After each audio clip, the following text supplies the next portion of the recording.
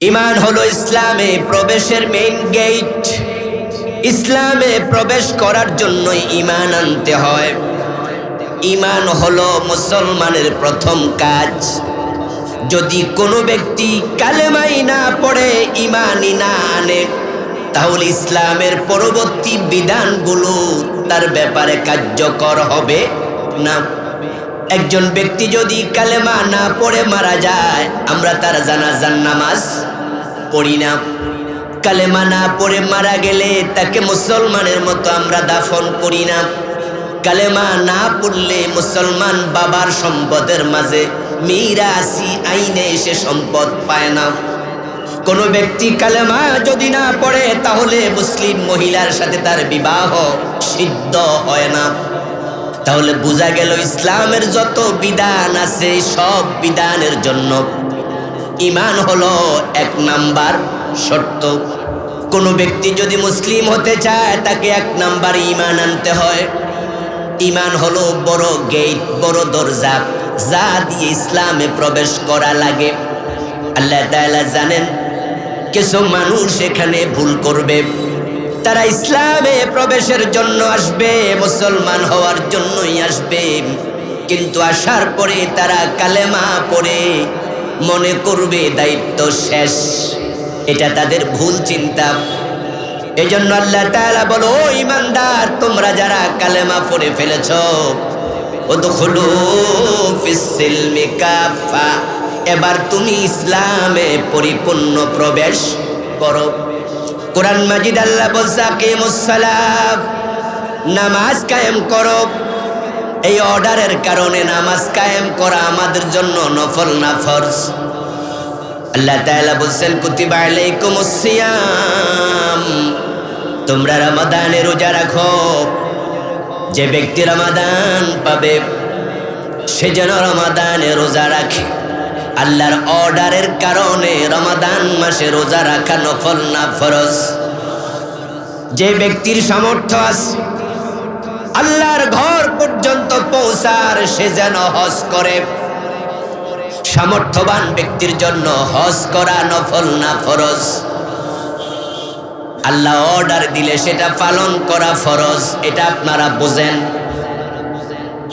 এবার তিনি বলছেন, উদখুলু ফিস সিলমি কাফা, ইসলামে পরিপূর্ণ প্রবেশ করো। এই অর্ডারের কারণে ইসলামে পরিপূর্ণ প্রবেশ করা নফল না ফরজ। কিন্তু বাংলাদেশের লোকদের কাছে পরিপূর্ণ ইসলাম পাওয়া যায় এমন কয়জন আছে? 100-র মাঝে 95 জন পাবেন ইসলামের আংশিক মেনে চলছে। আপনি ডানে বামে সামনে পিছে তাকালে হাজারো মুসলমান দেখবেন নামাজ পড়ে 5 ওয়াক্ত, অথচ সুদে টাকা লাগায়। 5 ওয়াক্ত নামাজ পড়ে, ঘোষ না দিলে ফাইলে সাইন করে না। 5 ওয়াক্ত নামাজ পড়ে, কপালে কালো দাগ আছে, ওজনে কম দে, মালে বেজাল দে। হাজি সাহেব মানুষ বোনের জমিন দেয় না, বাপ মরছে, মা মরছে, 10 বছর হয়ে গেছে, বোনের জমিন, ভাইয়ের জমিন জবরদখল করে আছে। নামাজি মানুষ জাল দলিল করে, নামাজ পড়ে, আল্লাহর জমিন, আল্লাহর আইনের কথা শুনলে চেহারা কালো হয়ে যায়। যখনই কোরআনের আইনের কথা বলে, কত টুপিওয়ালা উল্টা রাজাকার বলে গালি দেয়। ইসলামের মাঝে নামাজ আছে, ইসলামের মাঝে সুদ খাওয়া হারাম, সেটাও আছে। ইসলামের মাঝে রোজা আছে, ঘোষ খাওয়া হারাম, সেটাও আছে। ইসলামের মাঝে হজ আছে, ওজনে কম দেয়া, মালে বেজাল দেয়া নিষেধ, সেটাও আছে। নামাজ রোজা হজ জাকাতের কথা যেমন আছে, জমিন যার, আইন চলবে শুধুই তার, আল্লাহর আইনে দেশ চালাতে হবে, আল্লাহর কোরআনের মাঝে সেটা আছে না নাই? তো আপনি একটা মানলেন, আরেকটা মানলেন না। ইসলাম পূর্ণ মানা হলো কেমনে?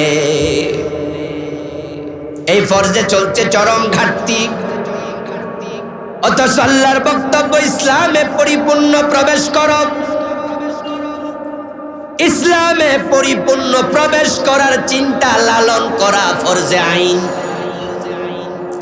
এই চিন্তার ভিন্নতা কুফর।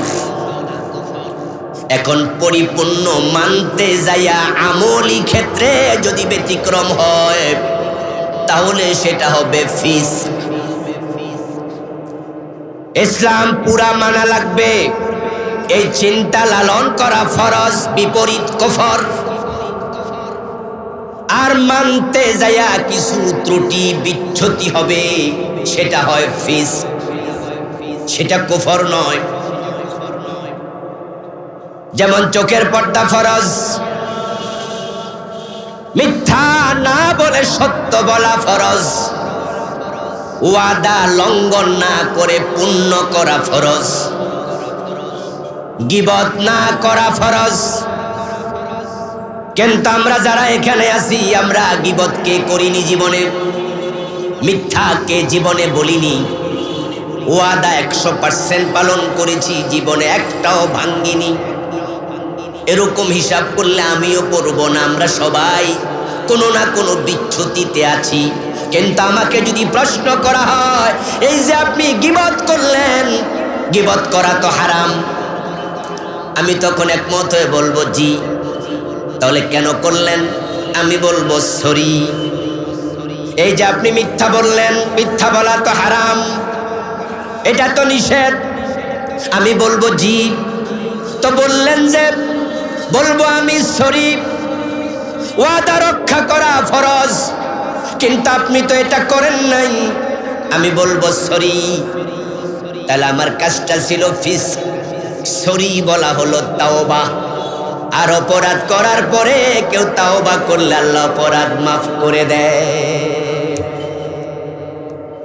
আল্লাহ ভালো করে জানেন তার এই বান্দাগুলো ইসলামের সব বিধান পরিপূর্ণ পালন করবে না, তারা কসুরি করবে।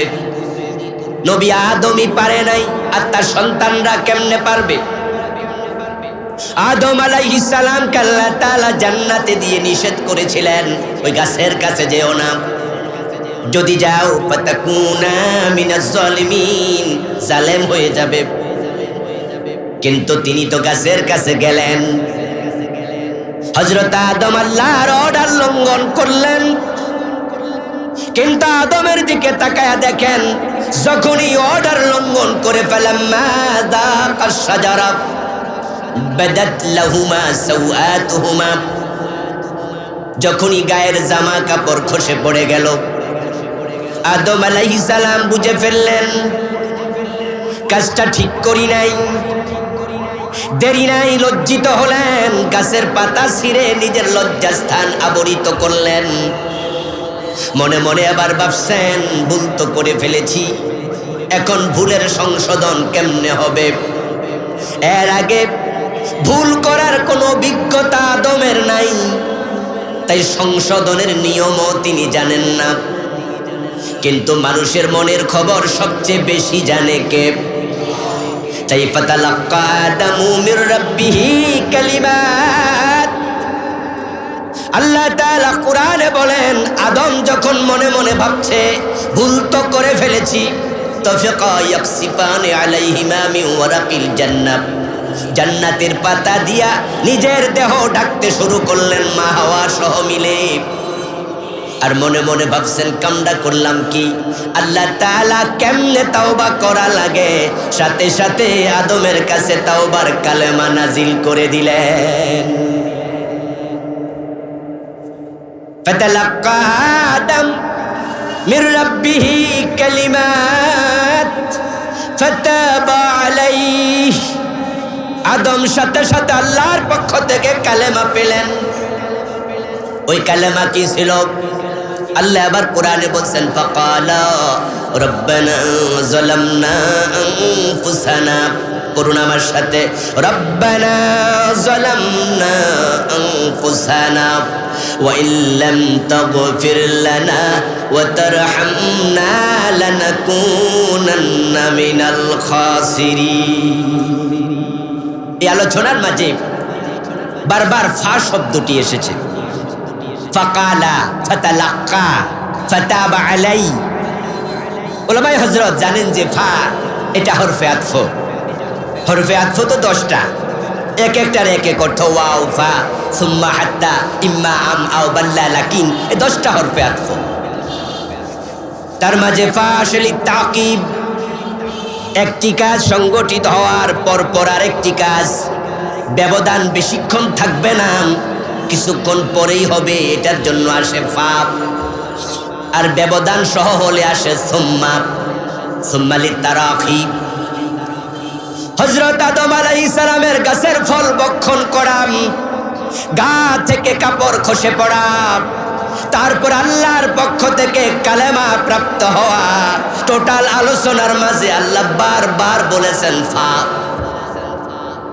অর্থাৎ আদম নবী যখনই গাছের ফল খেলেন তখনই গায়ের কাপড় পরে গেল, যখনই পরে গেল তখনই মনের মাঝে দুশ্চিন্তা তৈরি হলো, কামড়া করলাম কি। অনুশোচনা আসলো, লজ্জিত হলেন। গুনাহ যখন মানুষ করে তখন লজ্জিত হওয়া, অনুশোচিত হওয়া, এটা আদমের চরিত্র। আর অপরাধ করার পরে বুক ফুলাইয়া কথা বলা, অহংকার দেখানো ইবলিসের চরিত্র। আদম আলাইহিস সালাম আল্লাহর একটি কথা শোনেন নাই, ঠিক অনুরূপ ভাবে ইবলিসও আল্লাহ তাআলার একটা কথা শোনেন নাই। আদম আল্লাহর একটি কথা না শুনেও তিনি নবী, তিনি আমাদের বাবা, তিনি জান্নাতি।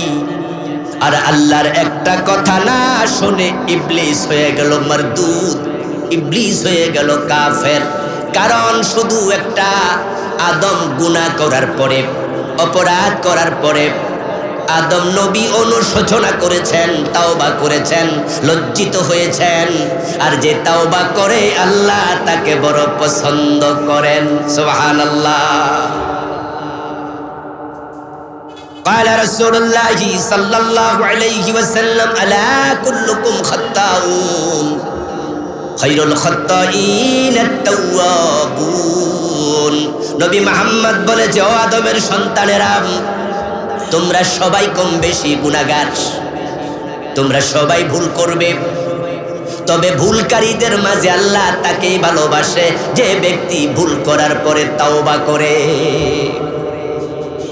আদম আলাইহিস সালাম তাওবা করলেন, রব্বানা যালামনা আনফুসানা, এ তাওবা করার পরে ফাতাবা আলাইহি, আল্লাহ কোরআন মাজিদে বলছেন, অতঃপর আল্লাহ আদমকে ক্ষমা করে দিলেন।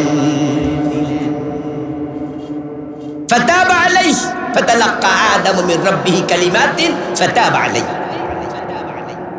আর বাংলাদেশে আমরা ওয়াজে কই, হুজুররা কই 350 বছর কাঁদছে, কানতে কানতে নাকি তারপরে আরাফার মাঠে গেছে, তারপরে গিয়ে এই করছে, রাসূলুল্লাহর ওসিলা দিছে, রাসূলুল্লাহর ওসিলা দিয়া তারপরে ক্ষমা পাইছে। এই কথাগুলোর কোনো ভিত্তি নেই, এগুলো ভিত্তিহীন কথা, কোরআনের উল্টা। আল্লাহ তাআলা মানুষের প্রতি এতটা কঠোর নয় যে তিনি একটা গুনাহ 350 বছর ধরে জমায়া রাখবে। আদম আলাইহিস সালামকে আল্লাহ বলে ফাতাবা আলাই, তাকে আল্লাহ জান্নাতে থাকতে ক্ষমা করে দিয়েছে। সুবহানাল্লাহ, তাৎক্ষণিক ক্ষমা। আত-তাইবু মিনাজ যামবি কামান লা যামবা লাহ। নবী মুহাম্মদ সাল্লাল্লাহু আলাইহি ওয়াসাল্লাম বলেন, যদি মানুষ তাওবা করে গুনাহ থেকে, আল্লাহ এমন ভাবে ক্ষমা করে যেন সে গুনাহই করে নাই।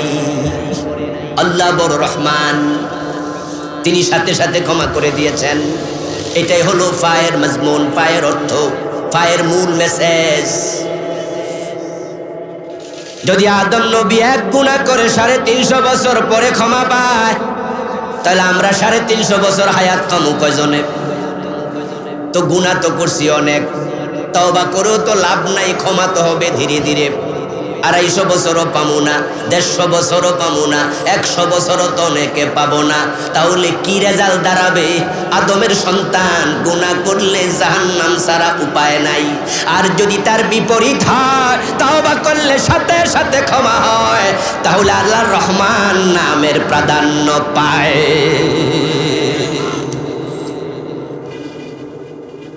হ্যাঁ, একটি হাদিস আছে, লাম্মা ইখতারাফা আদামুল খাতিয়া قال بحق محمد لما غفرت لي قال تعالى كيف عرفت محمد قال لما خلقتني بيدك ونفخت في من روحك فرفعت راسي ورأيت على قوائم العرش مكتوبا لا إله إلا الله فعلمت إنك لم تضف إلى اسمك إلا حب الخلق إليك قال تعالى صدقت يا آدم لولا محمد لما خلقتك।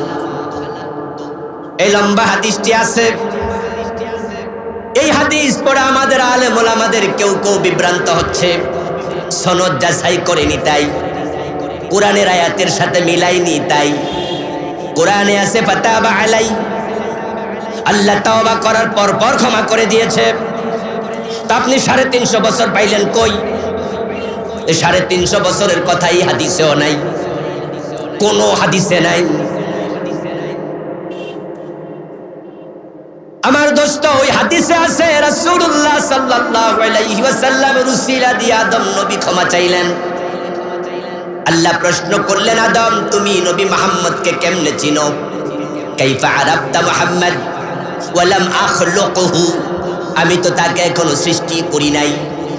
আদম নবী জবাব দেন, আল্লাহ আপনি যখন আমাকে নিজ হাতে বানালেন, আমার দেহের ভিতর রূহ ফুঁকে দিলেন, আমি মাথা তুলে তাকায়া দেখি আরশে আজিমের ফিলারের মাঝে লেখা আছে লা ইলাহা ইল্লাল্লাহু মুহাম্মাদুর রাসূলুল্লাহ। আমি তাকিয়ে দেখি আপনার নাম যেখানে শেষ, লা ইলাহা ইল্লাল্লাহ আল্লাহ শব্দ যেখানে শেষ, মুহাম্মাদুর রাসূলুল্লাহ মুহাম্মদ সেখানে শুরু।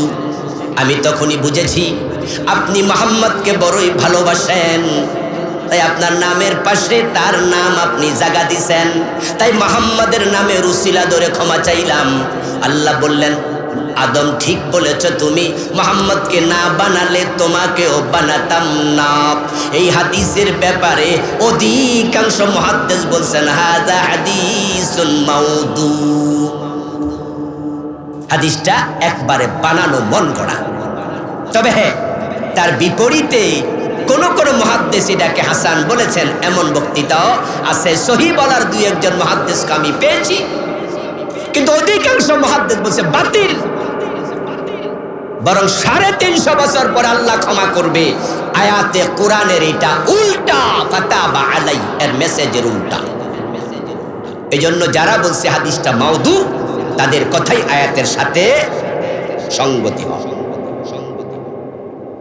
সেটা আমার আলোচ্য বিষয় নয়। আসুন ফিরে আসি আগের জায়গায়। হযরত আদম আলাইহিস সালাম ভুল করেছেন। এই ভুল দ্বারা প্রমাণ হয় ইসলাম মানতে গিয়ে আমাদেরও কিছু ভুল ত্রুটি হতে পারে। এখন ভুল হলো দুরকম, একটা হলো ঈমানি, আরেকটা হলো আমলি। ইসলাম পরিপূর্ণ মানার ব্যাপারে আপনি একমতই হন নাই, তাহলে আপনার ত্রুটি সরাসরি ঈমানের ভিতরে। আপনি অর্ধেক মেনে মুসলমানই না।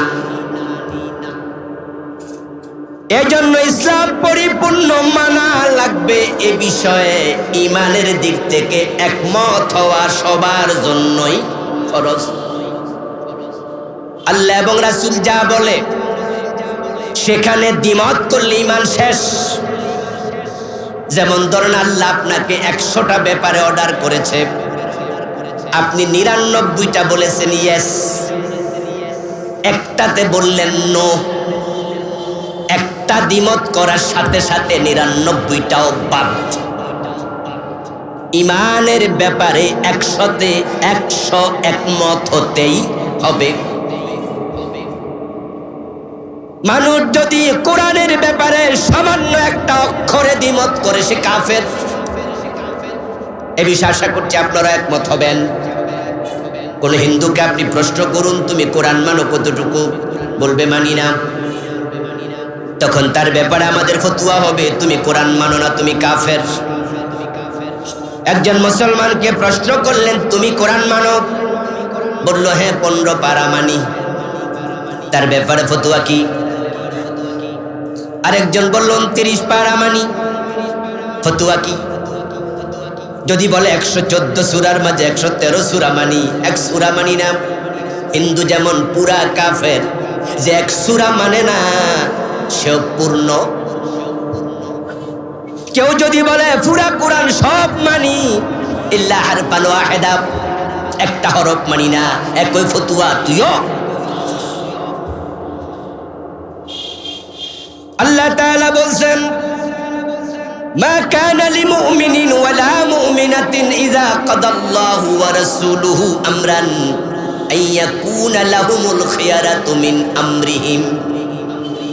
আল্লাহ এবং রাসূল যখন কোনো কথা বলবে, তোমরা যারা কালেমা পড়েছো, তোমরা আল্লাহ এবং রাসূলের কথা মানতে এতটাই বাধ্য, মানব কি মানব না এই চিন্তা করার অধিকারও নাই। বরং ইয়াকুলু সামানা ওয়া তাআলা, যখনই তুমি ঈমানদার থাকতে চাও তোমার একটাই কথা হবে, সেটা হলো শুনলাম এবং মানলাম। শুনতে দেরি, মানতে দেরি করা। قال رسول الله صلى الله عليه وسلم المؤمن كالجمل الأنف حيثما قيد انقاد। নবীজি মুহাম্মদ বলেন, তুমি তখনই মুমিন হবে যখন তুমি নিজেকে মনে করবে সেই ওটের মতো, যে ওটের নাকের ভিতরে মালিক রশি ঢুকাইয়া দিছে। নাকের ভিতরে মালিক যদি রশি ঢুকাইয়া দেয়, তাহলে মালিক টানে যেদিকে কদম দিতে হবে সেদিকে। উল্টা পাল্টা কদম দিলে নাক ছিঁড়ে যায়। ঈমান আনার পরে এই কোরআনে আমার আল্লাহ যা বলেছেন তা ওই ওটের মতোই মানতে হবে। সামান্য দ্বিমত করলে ঈমান চলে যায়। আপনারা কি কাদিয়ানির নাম শুনেছেন? একটু আওয়াজ দিয়েন, কাদিয়ানির নাম শুনেছেন? বলুন তো, কাদিয়ানিরা কি মোমেন না কাফের? তাদের কি মসজিদ নাই, নামাজ পড়ে না, টুপি দাড়ি নাই, পাজামা পাঞ্জাবি নাই, তো কাদিয়ানির কাফের বলেন কেন? তারা কি কালেমা পড়ে না? কাদিয়ানি মসজিদের মুয়াজ্জিন কি আশহাদু আল্লা ইলাহা ইল্লাল্লাহ এই আজান দেয় না? আশহাদু আন্না মুহাম্মাদার রাসূলুল্লাহ আজানের মাঝে কি তাদের এই কালেমা তারা বলে না? তো কাদিয়ানির মুয়াজ্জিন কাফের হয় কেমনে? এটাই মাত্র কালেমা পড়ছে, দিনে 5 বার আজান দেয়। কাদিয়ানিরা যখন নামাজ পড়ে তাদের আত্তাহিয়াতুর মাঝে আশহাদু আল্লা ইলাহা ইল্লাল্লাহ এটা নাই। তো কাদিয়ানি কাফের কেন? আমার দোস্ত, কাফের হওয়ার কারণ তারা আল্লাহর কোরআনের একটা মেসেজ মানে না। অনলি ওয়ান মেসেজ, সেটা হলো খাতামান নবিয়্যিন, আমার নবী মুহাম্মদ শেষ নবী। কাদিয়ানিরা নামাজ পড়ে, রোজা রাখে, হজ করে, যাকাত দেয়, সব মানে, শুধু নবী মুহাম্মদ শেষ নবী এটা মানে না। তাই তামাম দুনিয়ার সব আলেম একমত, কাদিয়ানি কাফের। আলেমরা তাদের ব্যাপারে এত শক্ত ফতুয়া দেয়, কাদিয়ানি মারা গেলে মুসলমানের গোরস্থানে দাফন করাও জায়েজ। কাদিয়ানীদের সাথে মুসলমানের সন্তানের বিবাহ শাদী হারাম। মাত্র একটা মানে না, নবী মুহাম্মদ শেষ নবী। তারা বলে গোলাম আহমদ কাদিয়ান নবী, নাউজুবিল্লাহ পড়েন। অথচ তার জন্ম 1835 সালে। আজ থেকে প্রায় 250 বছর আগে 1835 সালে গোলাম আহমদ কাদিয়ান জন্ম নিল। 250 বছর আগে জন্ম নিয়ে সে কয় আমি নবী। 1450 বছর আগে আল্লাহ কয় না মুহাম্মদ শেষ নবী। আল্লাহটা ঠিক না, গোলাম আহমদ কাদিয়ানেরটা ঠিক। কিন্তু একদল মুসলমানের সন্তান বিভ্রান্ত হলো, তারা গোলাম আহমদ কাদিয়ানের নবুয়ত মেনে নিল। আপনাদের কাছে আমি জানবো, প্রশ্নের জবাব দিয়েন প্রিয় ভাইয়েরা। যারা কাদিয়ানি তারা কি হিন্দু সন্তান? বলেন না, কথা বলেন না। কাদিয়ানি কি ইহুদির বাচ্চা, খ্রিস্টানের সন্তান? সবগুলো মুসলমানের সন্তান ছিল। গোলাম আহমদ কাদিয়ান সে নিজে মুসলমানের সন্তান, এই জন্য তার বাবা নামই রাখছে আহমদ, আমাদের রাসূলের নামে নাম রাখছে। এবং সেটা আরো এশকের কিছু ব্যাপার আছে, কয় যে গোলাম আহমদ, সে আহমদ না, আহমদের গোলাম। আমাদের দেশে একজন পীর সাহেব আছে, আমি নাম কমু না, নারায়ণগঞ্জের দিকে উনার খানকা আছে। এখন বাংলাদেশে মোটামুটি আহলে হকের পক্ষে উনি শক্ত কথা বলে, কাদিয়ানীদের বিরুদ্ধে উনি খুব মোটামুটি গর্জিয়াস কথাবার্তা বলে। নাস্তিকদের সাথে কিছু বিভিন্ন জায়গায় আলোচনা করেও সুনাম কুড়িয়েছে। ফেজ দ্য পিপলেও কিন্তু তিনি আলোচনা করছেন আমাদের ডাক্তার জাফরুল্লাহর সাথে। এরপরে ওই মুরগি একজন আছে না কবির, হ্যাঁ মুরগি কবিরের শাহরিয়ারের সাথে আলোচনা করেছেন। ওই আল্লাহর বান্দাকে আপনারা দেখবেন প্রায় মাহফিল বলে আমি রাসূলুল্লাহর গোলাম।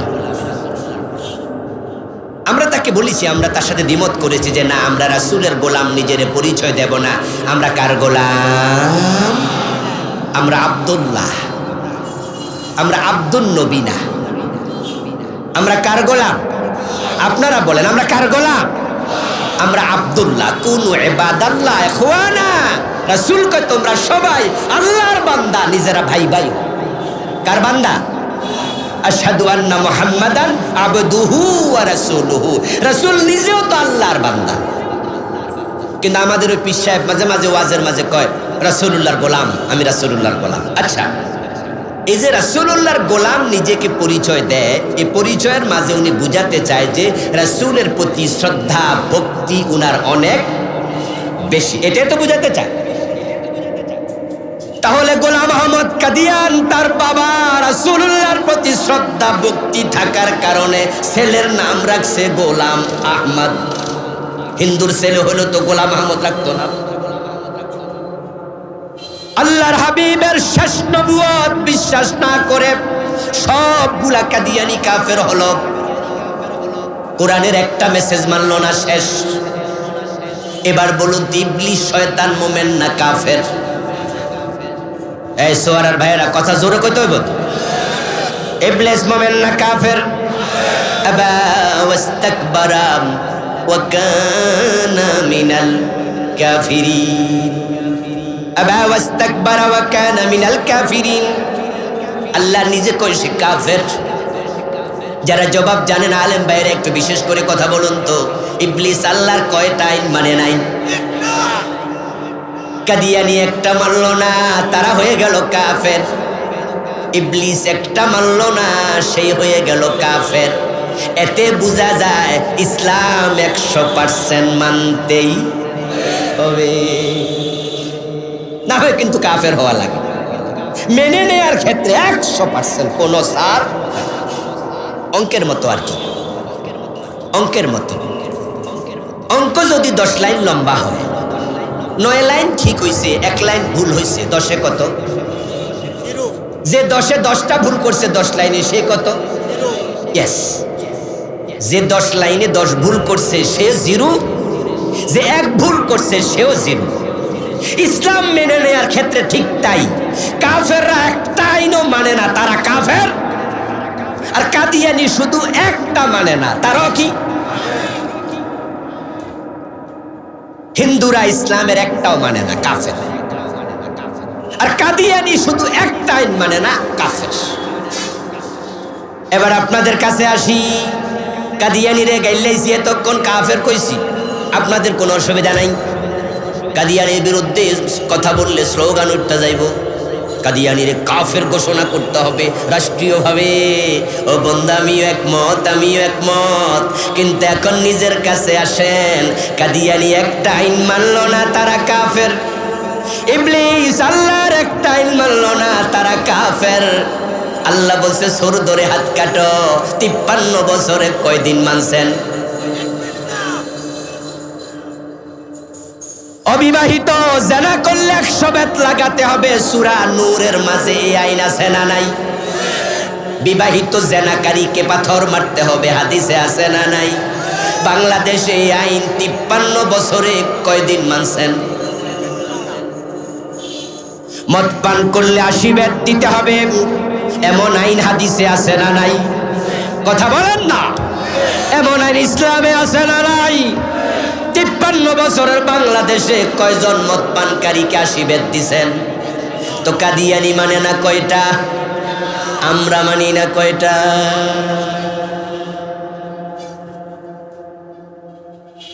আল্লাহ বলছেন ইনিল হুকমু ইল্লা লিল্লাহ আলা লাহুল খালকু ওয়াল আমর ওয়া মান লাম ইয়াহকুম বিমা আনজালাল্লাহু ফাউলাইকা হুমুল কাফিরুন।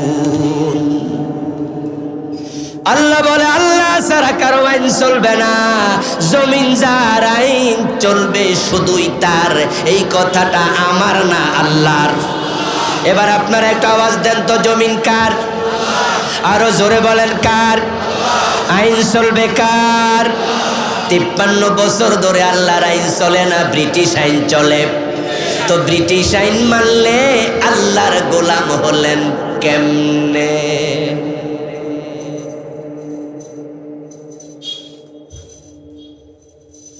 ওয়াজ শুনে মনে মনে অনেকে বলো হুজুর তাহলে যেগুলা মানছি এডি বুঝি বাদ, কি ওয়াজ করতে নাইলেন?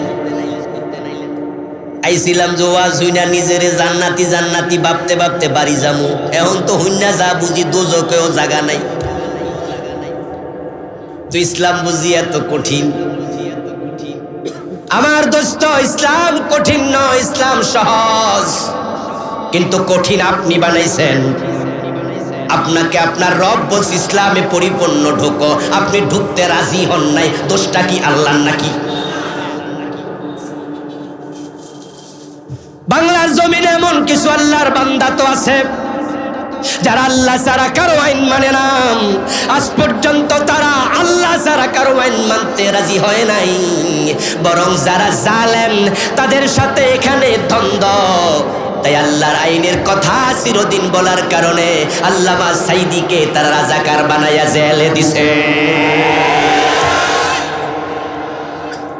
আল্লামা সাইদি রাহিমাহুল্লাহ যদি আল্লাহর আইনের কথা বাগের মতো হুঙ্কার দিয়ে বুক উঁচিয়ে মুখ ফুলিয়ে এভাবে না বলতেন, তাহলে আল্লামা সাইদি শুধু নামাজ রোজার ওয়াজ করলে জেলে যাওয়া লাগতো না। যদি উনি তাবিজ তোমার দিতেন, জিকির আজকার করতেন আর মুরিদ বানাইতেন, ওনার মতো মুরিদ বাংলাদেশে কোনো পীর সাহেব পাইতো না। যে 11 জন নেতাকে তারা ফাঁসি দিল, মতিউর রহমান নিজামী রাহিমাহুল্লাহর মতো কত বড় মুহাক্কিক আলেম কল্পনা করতে পারবেন না।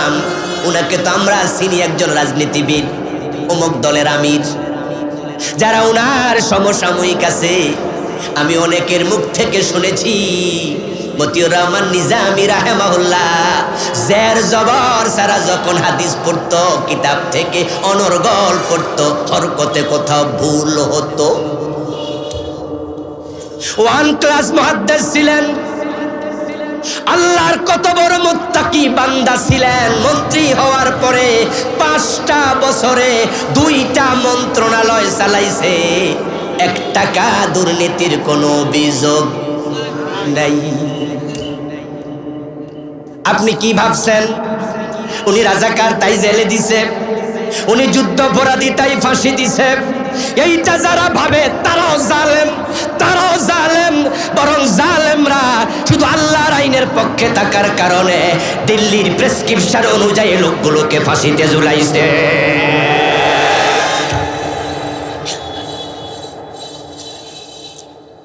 যেই লোকেরা 5 বছর মন্ত্রী থাকাকালে 1 টাকা ঘুষ খায় না, লুট করে না, এতে বোঝা যায় তাদের অন্তরে আল্লাহর ভয় কত বেশি।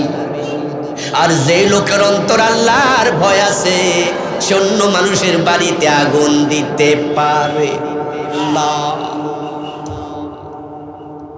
যার অন্তর আল্লাহর ভয় আছে, সে মানুষ হত্যা করতে পারে না। এই লোকগুলা যে আল্লাহরে ভয় করত, তার প্রমাণ তো আমরা দেখেছি। 5 বছর মন্ত্রী 1 টাকা লুট করে নাই, খায় নাই।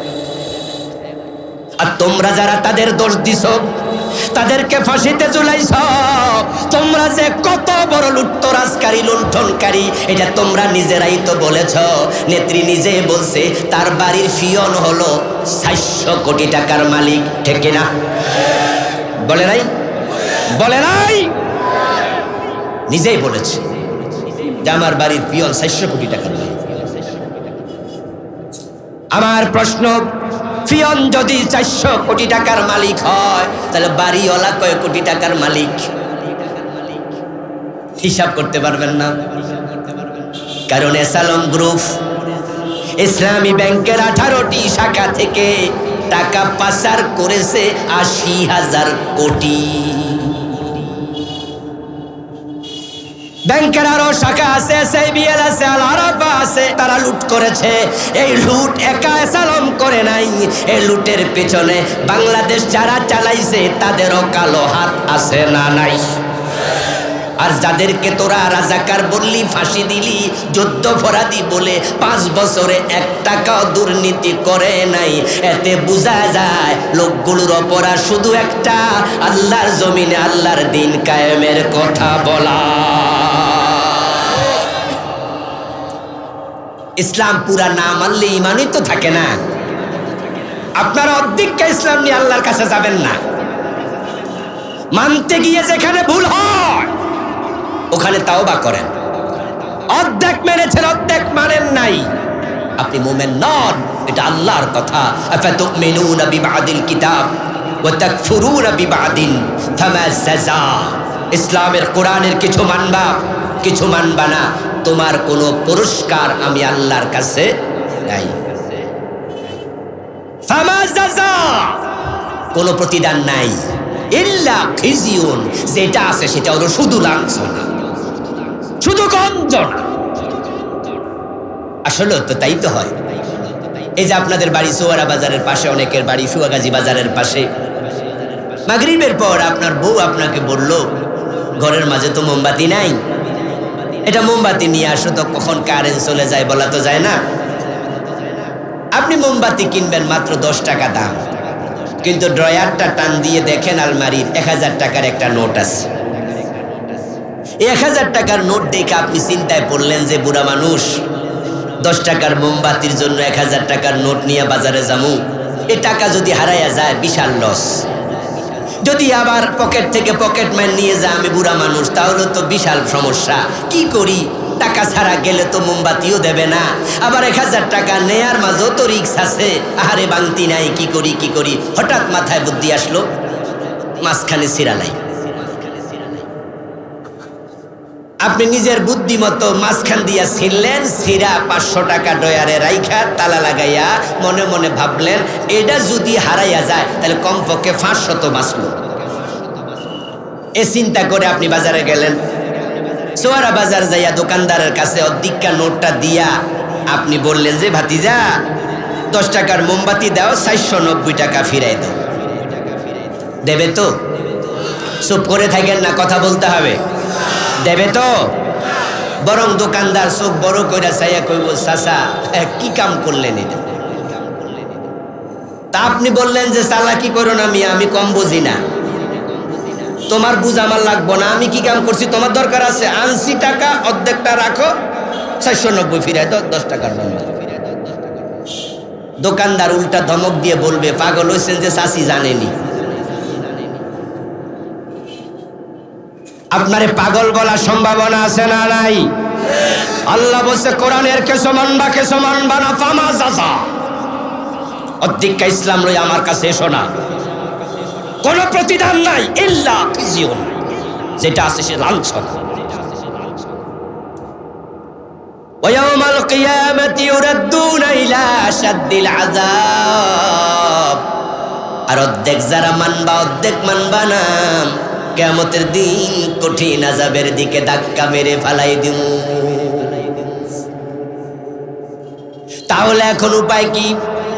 উপায় হলো জান্নাতে যাওয়ার জন্য পুরা মানা লাগবে ইসলাম। উদখুলু ফিস-সিলমি কাফা, ইসলামে পুরা ঢোকো। যখন এলাকায় মশার উপদ্রব বেড়ে যায় তখন আমরা মশা থেকে বাঁচার জন্য মশারি টানাই। আচ্ছা, মশারি টানানোর পরে আপনি মশারির ভিতরে ঢুকলেন, দুইটা আপনার মাথা, আপনার পেট, আপনার পিঠ, আপনার দুই পা মশারির ভিতরে দিয়া শুধু হাতটা মশারির বাহিরে রাইক্কা ঘুমাই গেলেন। এলাকার মশারা কি বেজান না খুশি? কিরে ভাই, কথা কি বুঝে যায় না? এলাকার মশারা কি বেজার না খুশি? বরং মশারা বলবে যে আমাদের অতটুকু হলেও চলে।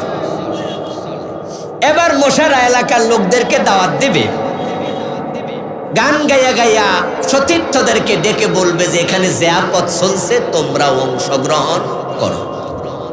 এবার বলুন তো, আপনার হাতের মাঝে যদি মশা হুল বসা, ডেঙ্গু মশা আছে, কলেরার জীবাণুবাহী মশা আছে, আরো কত ম্যালেরিয়ার মশা আছে, ওটা যদি হাতে জীবাণু দেয় আপনার বাকি অংশে ট্রান্সফার হওয়ার সম্ভাবনা আছে কিনা? তো তুমি কত বড় ব্যাককল, তুমি হাত একটা বাইরে রাখছো কেন?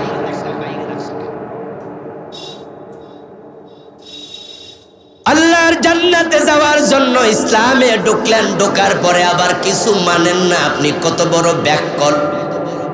কাদিয়ানি একটা মানল না, ঈমান শেষ। ইবলিস শয়তান একটা মানল না, তার ঈমান শেষ। আর আপনি গোসল সকালবেলায় ঘুম থেকে উঠে ওযু করে নামাজে দাঁড়ায় ইবলিসরে গালাগালি শুরু করেন। নামাজে দাঁড়ায় তো বলেন আউযু বিল্লাহি মিনাশ শাইতানির রাজিম, ও আমার রব আল্লাহ, তোমার কাছে অভিশপ্ত ইবলিস থেকে আমি ফানা চাই। ইবলিস পাশে খাড়াইয়া কয়, আমারে গাইল্লায় কেডারে? কে আমার অভিশপ্ত বলল? আমি যদি আমার রবের একটা আইনা মাইনা অভিশপ্ত হই, তোরা তো ডজন ডজন মানুষ না, এই তো তোর পকেটে গোশের টাকা আছে, তোর গায়ের জামার মাঝে সুদের টাকা আছে, যে জানা মাঝে খাড়াইয়া নামাজ পড়স এটাও তো মালে বেজাল দিয়া কিনছ, ঠিক কিনা? বেটা, তোর ফেটে হারাম, তোর গায়ে হারাম, তোর রক্তে হারাম, তুই খাস হারাম, তুই বোন ঠকাস, ভাই ঠকাস, তুই সুদ খাস। হাদিসে পাওয়া যায় লির রিবা 73 বাবান আইসারুহা আন ইয়ানকিহার রাজুল উম্মাহ, সুদ খেলে 73টা গুনাহ হয়, সবচেয়ে ছোট গুনাহ নিজের মায়ের সাথে জিনা। আর তুই বেটা আমার কথা অভিশপ্ত শয়তান। আপনি যখন আউযুবিল্লাহ পড়েন, অভিশপ্ত শয়তান কোন, শয়তান খুব রাগিয়া যায়, পারলে ফিডাই তো আপনার। আল্লাহ সে ক্ষমতা দেয়নি। আমাদের অবস্থা হয়ে গেছে ঠিক তাই, চালুনি সুয়ের দোষ ধরে।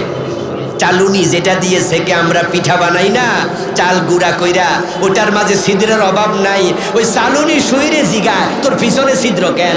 তখন আবার সুই কই কি জবাব দিব নিজেও বুঝি না, তোর তো পুরা গায়ে ছিদ্র। ইসলাম পরিপূর্ণ মানার নিয়তে এগিয়ে আসুন। এশারের আজান হয়ে যাচ্ছে, আমরা সামনে আগাবো না, ইনশাআল্লাহ নামাজের পরে আলোচনা ধারাবাহিক চলবে। আজকের মতো এখানে শেষ করছি। আল্লাহ আমাদের পরিপূর্ণ ইসলাম মেনে চলার তৌফিক দাও, যেখানে ভুল হয় তওবা করার তৌফিক দাও, বলেন আমিন। ونعوذ بالله من شرور أنفسنا ومن سيئات أعمالنا من يهد الله فلا مضل له ومن يضلل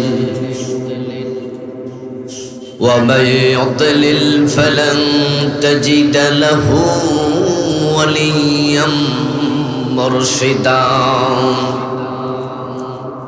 وأشهد أن لا إله إلا الله وأن محمدا عبده ورسوله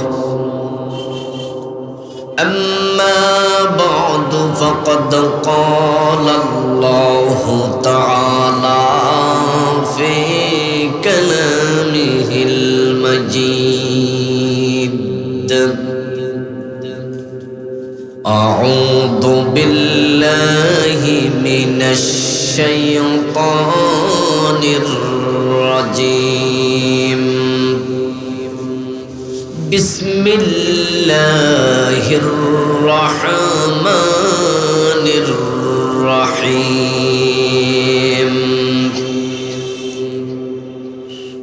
يا أيها الذين آمنوا ادخلوا في السلم كافة ولا تتبعوا خطوات الشيطان إنه لكم عدو مبين. قال رسول الله صلى الله عليه وسلم كانت بنو إسرائيل تسوسهم الأنبياء كلما هلك نبي خلفه نبي وإنه لا نبي بعدي. وقال النبي أيضا أشد الناس بلاء الأنبياء ثم الأمثل فالأمثل أو كما قال النبي عليه الصلاة والسلام. সকলে মেহেরবানি করে দুরূদ শরীফ পড়ুন। আল্লাহুম্মা সাল্লি আলা মুহাম্মাদিন ওয়া আলা আলি মুহাম্মাদ কামা সাল্লাইতা আলা ইব্রাহিম ওয়া আলা আলি ইব্রাহিম ইন্নাকা হামিদুম মাজিদ। আল্লাহুম্মা বারিক আলা মুহাম্মাদিন ওয়া আলা আলি মুহাম্মাদ كما باركت على إبراهيم وعلى آل إبراهيم إنك حميد مجيد. اللهم صل وسلم وبارك عليه. বৃহত্তর জোয়ারা আল ইসলাম যুব সংঘের উদ্যোগে আয়োজিত আজকের এই চমৎকার তাফসীরুল কোরআন মাহফিলের মুআজ্জাজ মুকাররাম সম্মানিত সভাপতি, সোয়ারা ইসলামিয়া ফাজিল মাদ্রাসার সম্মানিত সাবেক প্রিন্সিপাল, বিশিষ্ট আলেম দ্বীন মুহতারাম মাওলানা ABM লুৎফুর রহমান সাহেব, আজকের মাহফিলের সম্মানিত প্রধান আলোচক, ঐতিহ্যবাহী তামিরি মিল্লাত কামিল মাদ্রাসার সম্মানিত প্রিন্সিপাল, বিশিষ্ট ইসলামিক স্কলার, লেখক, গবেষক, মুদাক্কিক, মুহাক্কিক, আলেম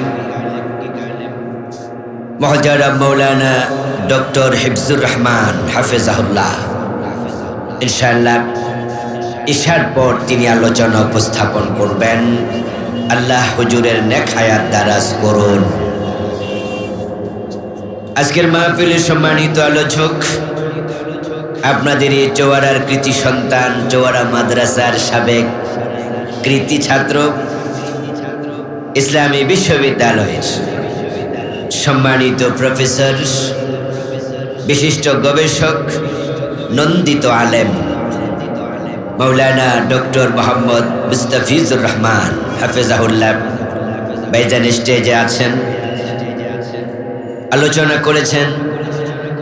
আমাদের সকলেরই পরিচিত জন, গলিয়ারা ইউনিয়নের সম্মানিত সাবেক চেয়ারম্যান, জননেতা মুহতারাম জহিরুল ইসলাম ভাই, মুফতি মামুন হুসাইন হাবিবি, মুফতি মুহতারাম জুবাইর মাহমুদ, মুফতি ওয়াহিদুর রহমান সাহেব সহ অন্যান্য সম্মানিত আলোচকবৃন্দ, অধ্যাপক সাইফুল হক চৌধুরী ভাই সহ এই মাহফিলের সম্মানিত আয়োজকবৃন্দ, উপস্থিত মুহতারাম উলামায়ে হযরত, ইসলাম প্রিয় তৌহিদি জনতা, পর্দার অন্তরালের সতী সাধবী সম্মানিতা মা ও বোনেরা, মঞ্চে আরও উপবিষ্ট আছেন যে আমাদের এলাকার আরেকজন কৃতি সন্তান, জগন্নাথ বিশ্ববিদ্যালয়ের সম্মানিত সহকারী অধ্যাপক মহতারাম ফারুক ভাই, দিকে আসেন না, লোকজন দেখুক না একটু। মহতারাম ওর ফারুক ভাই, উনি জগন্নাথ বিশ্ববিদ্যালয়ের সহকারী অধ্যাপক, আপনারা সত্যি সৌভাগ্যবান। এই চৌয়ারা মাদ্রাসা হাজার হাজার আলেম উপহার দিয়েছে নক্ষত্র তুল্য জাতির দিক নির্দেশনা দানকারী কিছু ইসলামী ব্যক্তিত্ব। এই মাদ্রাসাকে যারা প্রতিষ্ঠা করেছেন, তাদের মাঝ থেকে যারা বিদায় নিয়েছেন, আল্লাহ সকলের কবরকে জান্নাত করে দিন। আল্লাহ তাআলার বড় করুণা, দীর্ঘ 15.5 বছর পর আমরা এখন নির্দ্বিধায় নির্বিঘ্নে নিঃসংকোচে কারো অনুমতি ছাড়া ঠিক আবার আগের মতো তাফসীর মাহফিল করার সুযোগ পাচ্ছি। দীর্ঘ 15 বছর মাঝখান দিয়ে কি দুঃসময় আমরা অতিবাহিত করেছি। এটা ছিল বাংলাদেশের ইতিহাসে একটি কালো অধ্যায়। কোরআনের কথা বলতে জালেমদের কাছে অনুমতির জন্য যেতে হতো। তাদেরকে এই জন্যই জালেম বলছি, কারণ তারা আল্লাহর জমিনটাকে জবরদখল করে রেখেছিল। এই চুয়াড়াতে সর্বশেষ আমিও মাহফিল করছি মনে অনেকদিন আগে, 2010-এ না, সাইফুল ভাইরাই আয়োজক ছিলেন। ওই পাশে ওনারা সম্পৃক্ত ছিলেন আয়োজনের সাথে। এরপরে 2010-এর পরে 24 পর্যন্ত 13 বছরের মতো আমাকেও তারা এখানে আসতে দেয় নাই। আমরা কি মাহফিলে এসে বাপদাদার গল্প শোনাই? আমরা কি নিছক কোনো রাজনৈতিক দলের আলোচনা করি? আমরা কথা বলি আল্লাহর কোরআন থেকে। আপনাদের কাছে একটু জানবো, বলুন তো জমিনের প্রকৃত মালিক কে? কোরআন কার কালাম? তো আল্লাহর জমিনে আল্লাহর কালাম বলতে তাদের অনুমতি নিতে হবে কেন? এটা ছিল চরম পর্যায়ের জুলম, চরম পর্যায়ের বাড়াবাড়ি। আল্লাহ তাআলা এটাকে চরম অপছন্দ করলেন। আমাদের কষ্ট ইসলামের কণ্ঠস্বরকে স্তব্ধ করা, কোরআনের প্রচারকে বিঘ্নিত করা, এটা আল্লাহ নিজে পছন্দ করেননি। যার কারণে যারা আমাদেরকে এলাকায় আসতে দেয় নাই, এলাকায় আসতে বারণ করত, আল্লাহ তাদেরকে দেশ ছাড়া করে দিয়েছে। ওরা এখন আর মাথা উঁচু করে কথা বলতে পারে না। এটা তাদের উপর আল্লাহর গজব, এটা আল্লাহর শাস্তি। কারণ এবারের যে বিপ্লব, এই বিপ্লবটা দুনিয়ার কোনো মানুষ করে নাই, এটা করেছেন সরাসরি কে? আল্লাহ। তারা কোরআনকে, ইসলামকে নিচে নামিয়ে একজন নেতার আদর্শকে তারা উপরে তুলতে চেয়েছে। তারা ইসলামের গলায় সরাসরি ছুরি চালিয়েছে। গত 15 বছরে শিক্ষা ব্যবস্থাকে কুফরি এবং শিরক দিয়ে তারা ভরপুর করার ষড়যন্ত্র করেছে। একটি দেশে শিক্ষা ব্যবস্থা হচ্ছে জাতির মেরুদণ্ড। গাছের যদি কাণ্ড কেটে দেয়া যায়, তাহলে গাছ মুখ থুবড়ে পড়ে, দাঁড়িয়ে আর থাকতে পারে না। তারা শিক্ষা ব্যবস্থাকে শেষ করে দিচ্ছিল। প্রতি বছর একটা করে কুফরি সিলেবাসে ঢুকাচ্ছিল। 2023-এ তারা বিবর্তনবাদ ঢুকিয়েছিল। ক্লাস 6-এর বইতে তারা ঢুকিয়েছে মানুষ নাকি আগে বানর ছিল। মানুষের প্রথম পুরুষ কি বানর না হযরত আদম? হযরত আদম প্রথম পুরুষ। এই কথাটা আল্লাহর কোরআনে আছে না নাই? ওই জায়গায় তারা ঢুকিয়েছে বিবর্তনবাদ, ওই নাস্তিক ডারউইনের থিওরি। পরে আলেম ওলামাদের প্রতিবাদে তারা থেমেছে। 2024-এ ঢুকিয়েছে সমকামিতা, LGBTQ।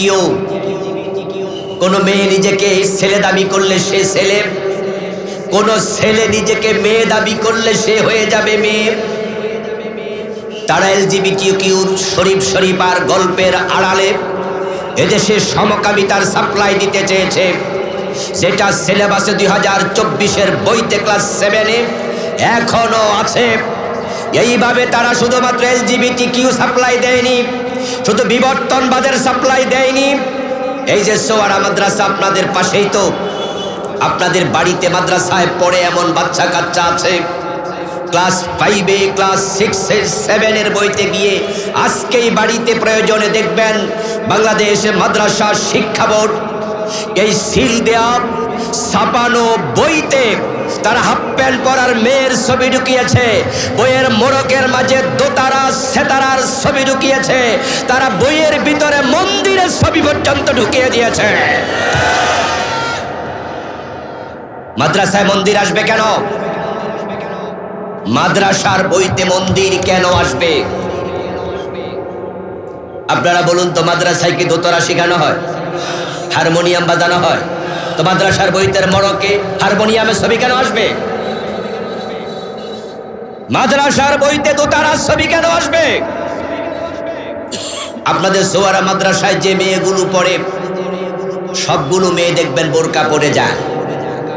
মাদ্রাসাতে মেয়েরা পড়ে, সরকার একসময় আলিয়া মাদ্রাসায় মেয়ে ছিল না, কিন্তু পরবর্তী সরকারগুলো মেয়ে ভর্তি করাতে বাধ্য করছে, সিস্টেম বানাইছে। এরপরও আমরা আলেমরা আমাদের মেয়েদেরকে বোরকা ছাড়া মাদ্রাসাতে আসতে দেই না, এলাউ করি না। কিন্তু সে মাদ্রাসার বইয়ের মোড়কে হাফ প্যান্ট পরা মেয়ের ছবি ঢুকাইয়া দিছে। তারা আসলে কি চেয়েছিল? তাদের প্ল্যানটা কি ছিল?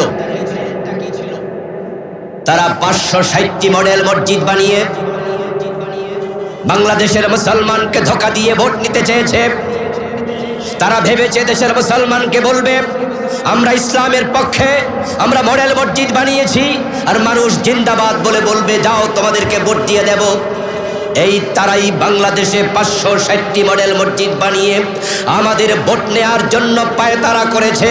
আবার মাদ্রাসার বইতে মন্দির ঢুকিয়ে দিল্লির দাদাবাদুদের মন পাওয়ার জন্য বুঝাতে চেয়েছে যে আমরা মাদ্রাসাতেও মন্দির ঢুকিয়েছি, তোমরা ক্ষমতায় আমাদেরকেই রাখো। দুই দিক ম্যানেজ করে মুনাফিকির অভিনয় করেছে।